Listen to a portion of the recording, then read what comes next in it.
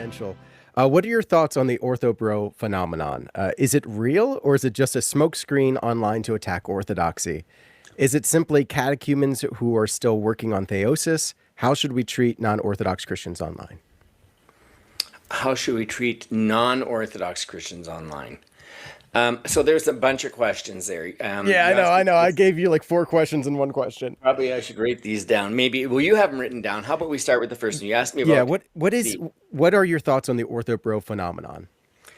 Well, again, there's been various definitions, but generally they all have the same elements, and that is it. So I was an OrthoBro 40 years ago. Okay, so I mean, people might not even be able to imagine it, those who have seen me online. But I was a very zealous person for orthodoxy, but I didn't have online. It was basically my family, relatives, maybe some friends, etc., etc. And I was busting down doors, metaphorically speaking, with the truth of orthodoxy. So I can sympathize with that. I really can, because I was there. Um, but very much alone. That's the other thing, is that I was baptized as an infant. So you asked me if I was a convert. I'm not a convert, actually. I'm cradle. I was baptized as an infant in the Moscow Patriarchal Parish here in Edmonton, and then later joined a OCA parish, St. Herman of Alaska, when I was about 19 years old. And that's where basically things took off for me. And so that's when I became this zealous, very zealous person. And an Orthodox junkie. I would go to all the Orthodox churches in Edmonton. If they had a feast day, I'd be there with like three other people on a weekday and all kinds of stuff. But so therefore, what you're witnessing now is what I was doing back then. But now it's much more pervasive, and there's many more people involved. So I can sympathize with it. I can understand it. I guess the only thing I would say is that, I see its value. It is bringing a lot of people into the church. But I'll also say that if something that they're doing rubs people the wrong way, most probably it is because it's people outside that sort of demographic, if I can put it that way. In other words, I'm outside the demographic. I am not like the 40 something. I'm 60 now. I'm 62 coming up. So I'm a boomer. I'm the last of the boomers. And I even joke online all the time about this boomer needs things explained to him all the time.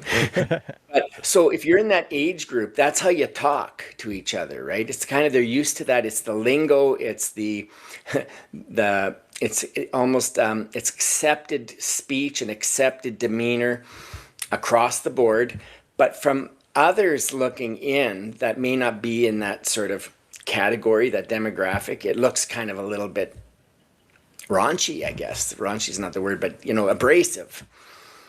But, St. Paul said, there are people complaining about people preaching Christ, and he says if it's for their own gain or for no matter what, I'm paraphrasing, as long as Christ is being preached. That's kind of how I look at it. So I've labeled myself an ortho-unk.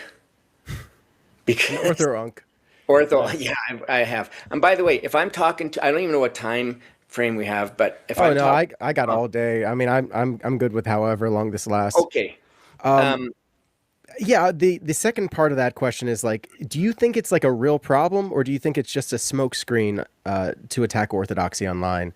I don't know if you're familiar with some of these channels like JP Uncut, Christian yeah. King, Alton, of course now David Wood. Well, I think what happened is the dust has been sort of kicked up in all this.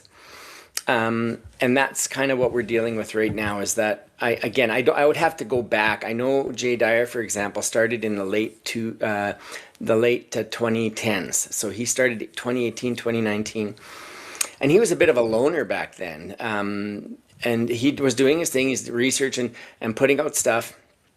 And then it seemingly, again, I'm going to be speculating here, seeming to get legs from that. And so other people joined in and felt they liked what they heard, and then they identified with him, and that's a human reaction.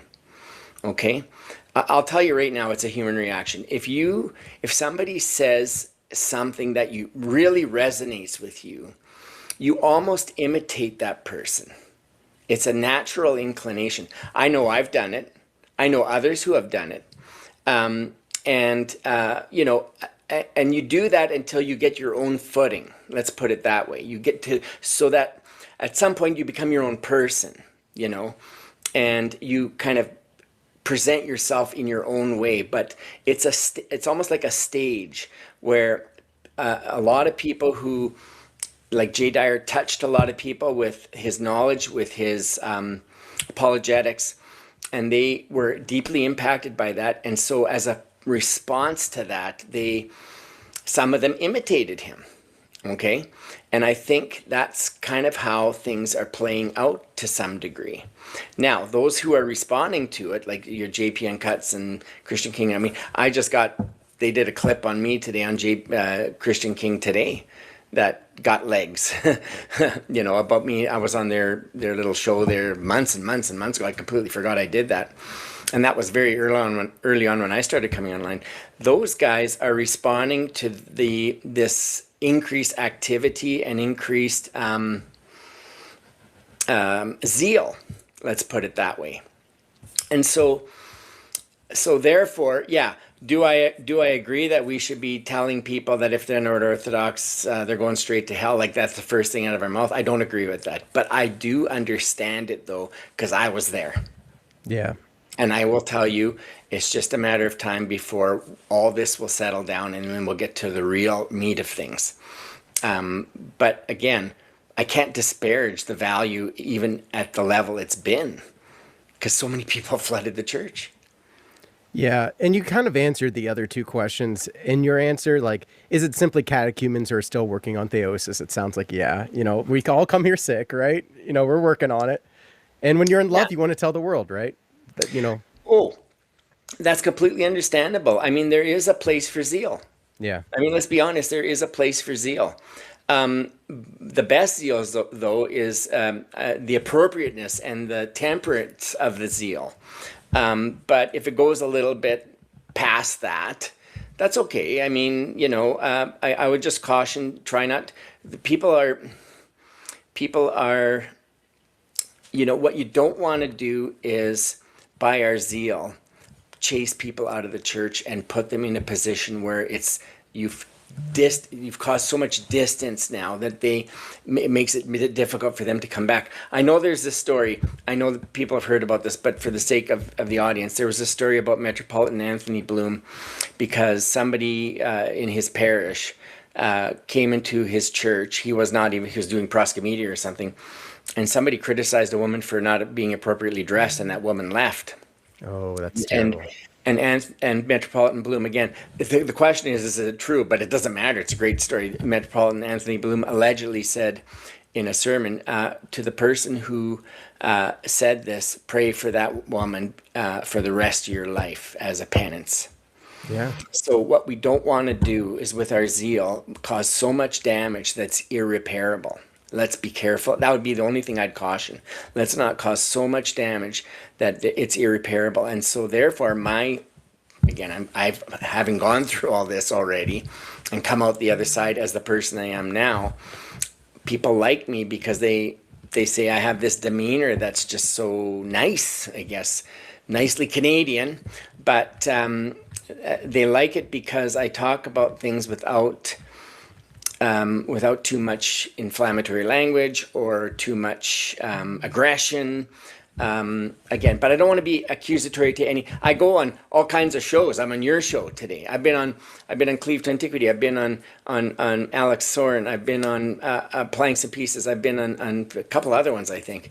You know, so it's not like. And these people have treated me very well, and I've got to know a lot of them. And Nikolai in Korea, I've got to know a lot of them. And you know what?